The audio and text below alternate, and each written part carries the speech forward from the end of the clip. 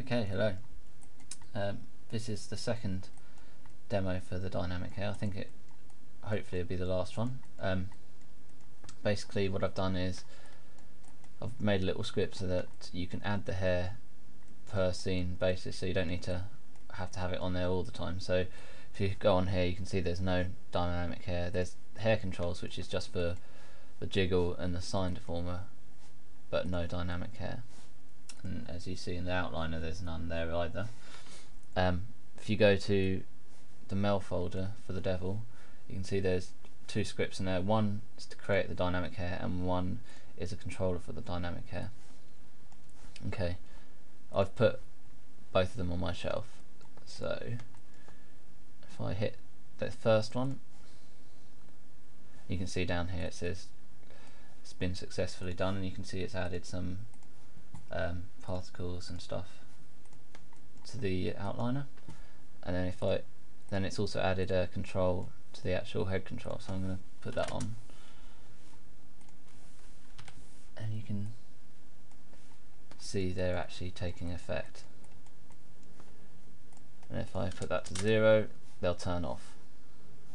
But there's one thing to bear in mind: this isn't actually keyable, but you shouldn't key it basically, because this is what will happen if I turn that back on and actually start simulating it and then turn it off. It'll start deforming a bit odd. So I mean, if I rewind it, it'll go back to its normal shape, but you won't be able to do a smooth transition between the two. So if you bear that in mind. I'll put that back on now. So, and now I'm going to bring up the controller, the hair controller. So if I click on that, you can see that it's come up with a few options here. I think the settings I've got so far for the actual weighting of the soft body is quite good. Gives quite nice results. You can see it's relatively smooth, but obviously you can change that by changing the points here and then clicking the set weighting. And the same with these controls up here, they all change the way it looks basically. So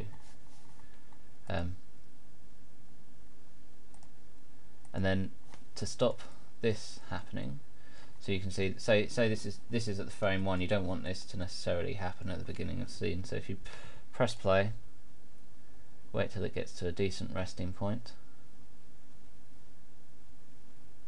and then if you highlight, if you only want to do one, you just need to highlight one, but if you highlight both of them and then press set initial state and then go and then rewind, you can see it starts from that particular point. So very simple. And then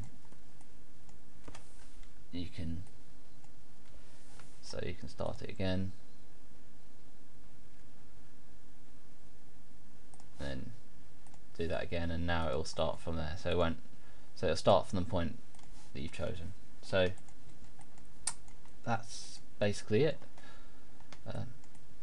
Okay, thank you.